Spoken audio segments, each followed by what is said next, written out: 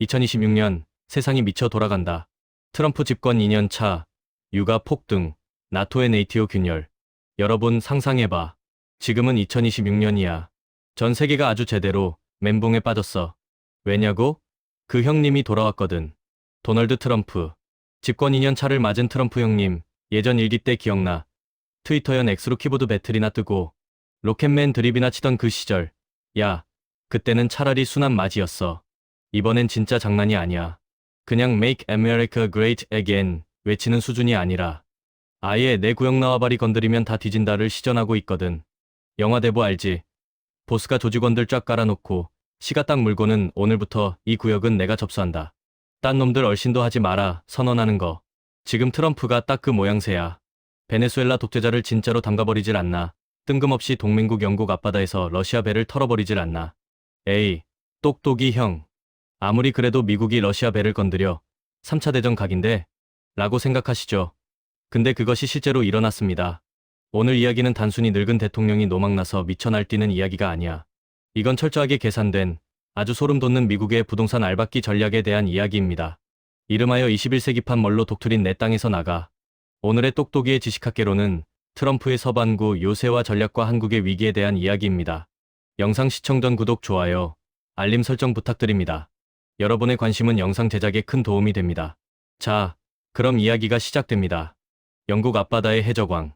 러시아 형이 거기서 왜 나와? 자, 시계를 살짝 돌려 지난달로 가보자. 장소는 영국 북쪽, 스코틀랜드와 아이슬란드 사이의 겁나 추운 바다 위야. GIK 갭갭이라고 불리는 곳인데 여기가 군사적으로 엄청 중요한 목구멍 같은 곳이거든. 여기에 이주선 한 척이 평화롭게 둥둥 떠가고 있었어. 이름은 마리네라 메리네라. 배 옆구리에 아주 큼지막하게 러시아 국기가 딱 박혀있고 말이야. 근데 갑자기 하늘에서 미군 특수부대 헬기인 V-22 오스프리가 두두두두 내려옵니다. 영국 공군기지에서 이륙한 놈들이죠.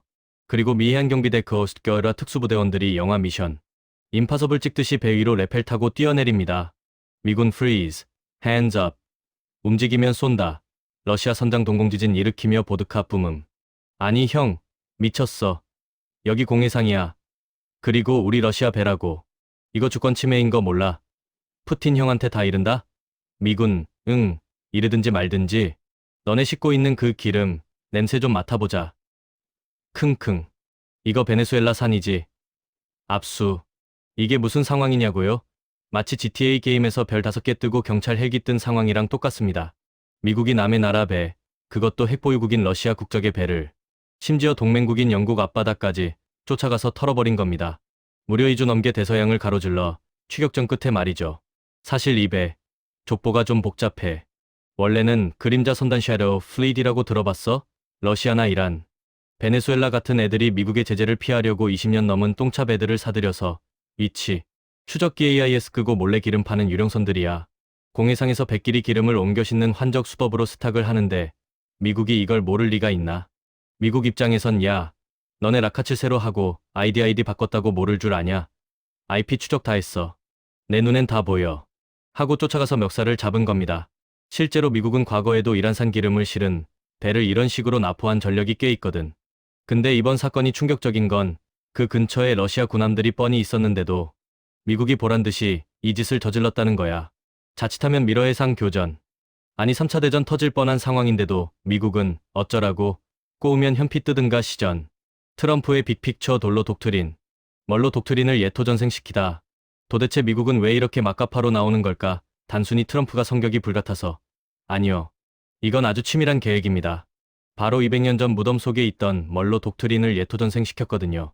역사 시간에 졸았던 분들을 위해 짧게 1분 요약 들어갑니다. 1823년 미국의 제5대 대통령 제임스 멀로 형님이 당시 잘나가던 유럽 짱들 스페인, 프랑스 등한테 선언한 거야. 멀로 1823, 야, 니들 유럽에서 지지고 볶든 전쟁을 하든 우린 노룩노룩 할 테니까 대신 아메리카 대륙 북미, 남미에는 얼씬도 하지 마. 여긴 내 구역이야. 이게 바로 미국의 전통적인 고립주의의 시초, 멀로 독트린입니다. 근데 2026년 트럼프 정부가 이걸 다시 꺼내 들었습니다. 언론에서는 이걸 트럼프 더너우드와 멀로 먼로를 합쳐서 돌로 독트린 던로 덕트레인이라고 부르기도 해. 트럼프의 논리는 아주 심플하고 강력해. 트럼프 2026, 야, 우리가 그동안 오지랖 넓게 전 세계 경찰 노릇하느라 돈만 쓰고 호구 잡혔어. 이제 다 필요 없어. 우리 집 앞마당 서반구이나 제대로 챙기자. 대신 우리 앞마당인 북미, 남미의 중국이나 러시아 니네가 숟가락 얹으려고 하면 바로 손목 날아간다? 이 논리에 따르면 베네수엘라는 어디야? 남미잖아. 바로 미국의 앞마당 텃밭이지. 거기서 감히 미국의 적성국인 러시아나 중국이 기름 빼가고 쿵짝쿵짝하는 꼴을 못 보겠다는 거야. 그래서 영국 앞바다까지 쫓아가서 러시아 배를 털어버린 거지. 명분은 내 구역 아메리카에서 나온 자원은 내가 관리한다. 이거죠. 그린란드는 아이스크림 가게가 아니다. 이 전략의 연장선에서 트럼프가 미친 듯이 집착하는 또 하나의 장소가 있습니다. 바로 그린란드입니다. 몇 년 전 트럼프 위기 때 그린란드 사고 싶다고 했을 때 다들 웃었지. 형님, 나라를 무슨 당근마켓에서 중고 거래하듯이 사요? 덴마크가 미쳤다고 팔겠냐고요. 크크. 근데 지금 와서 보니 이게 웃을 일이 아니었습니다. 트럼프의 머릿속엔 서반구 요새화라는 소름 돋는 빅픽처가 있었던 겁니다. 지도를 한번 펴봐. 미국 입장에서 오른쪽 위, 북극 쪽이 뚫리면 어떻게 될까? 러시아가 쏘는 ICBM 대륙간 탄도미사일이 북극해를 넘어서 미국 본토로 다이렉트로 날아옵니다. 그 길목을 지키는 북쪽 성벽이 바로 그린란드야. 게다가 그린란드엔 뭐가 있다? 중국이 전 세계 공급망을 꽉 쥐고 흔드는 히토류가 뷔페처럼 깔려 있어. 기후변화로 얼음이 녹으면서 그 밑에 있던 네오디뮴, 디스프로슘 같은 히토류 채굴이 가능해졌거든. 트럼프는 계산기를 두드린 겁니다. 트럼프, 아니, 저 중요한 꿀땅을 덴마크 저 샌님들이 가지고 있다고. 중국이랑 러시아가 저기 침 바르고 공항 짓고 하면 우리 머리 위에 칼 꽂히는 건데. 야, 덴마크야. 그냥 우리한테 넘겨. 돈 줄게. 섭섭지 않게 쳐줄게. 덴마크 미쳤어요? 안 팔아요. 트럼프. 아, 말 더럽게 안 듣네? 야, 쟤네 압박해. 관세 폭탄 때려. 보세요. 동맹이고 나토의 네이티오고 뭐고 없습니다. 우리 앞마당 방어에 방해되면 가차없이 밟아버리는 겁니다. 트럼프에게 그린란드는 단순한 얼음 땅이 아니라 미국 요새의 북쪽 성벽이자 중국을 견제할 히토류 창고인 셈이죠. 천하삼분지계와 한국의 운명. 세계를 3등분하는 케이크 자르기 전략. 여기서 우리는 트럼프의 무서운 속내를 읽어야 합니다. 트럼프 정부가 발표한 2025년 국가안보전략 NSS 문서를 뜯어보면 아주 노골적인 내용이 나옵니다. 서반구는 미국의 핵심 이익이다. 이게 무슨 뜻이냐? 역설적으로 말하면 서반구 밖은 알 바 아니다라는 소리입니다. 지금 트럼프는 전 세계를 세 개의 덩어리로 나누고 있습니다. 마치 삼국지 천하삼분지계처럼요. 서반구 아메리카 대륙 미국의 절대 구역. 침범하면 죽음, 철통 방어. 유럽 중동 러시아 니네가 좀 먹든가 말든가.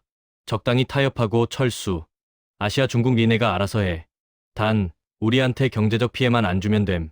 실제로 트럼프는 자기 앞마당인 서반구에서는 유조선을 납치하고 전쟁 불사할 듯 굴면서 정작 우크라이나 전쟁이나 대만 문제에는 묘하게 발을 빼는 모습을 보입니다. 우크라이나한테는 야, 젤렌스키, 러시아랑 적당히 땅 떼주고 끝내라고 종용하고 중국이 대만을 위협해도 그건 시진핑이 알아서 할 일이라며 선을 긋죠. 심지어 대만한테 방위비 내라, 우리 반도체 사업 뺏어갔다 하며 화를 내기도 했잖아. 이건 철저한 거래 딜입니다. 푸틴아, 시진핑아, 니들이 유럽이나 아시아에서 뭘 하든 내가 눈 감아 줄 수도 있어. 대신 아메리카 대륙이랑 북극해. 여기는 절대 넘어오지 마. 여긴 내 밥상이야. 와, 진짜 소름 돋지 않습니까? 동맹의 가치? 자유, 민주주의 수호, 그런 건 개나 줘버리고 철저하게 이권과 영토 중심의 조폭 논리로 세계 질서를 재편하고 있는 겁니다.